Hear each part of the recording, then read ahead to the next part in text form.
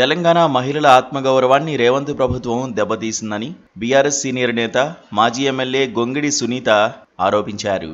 ఇవాళ తెలంగాణ భవన్లో గొంగిడి సునీత మీడియాతో మాట్లాడారు. తెలంగాణ మహిళలతో విశ్వసుందరీమణుల కాళ్లు కడిగిస్తారా అని ప్రశ్నించారు.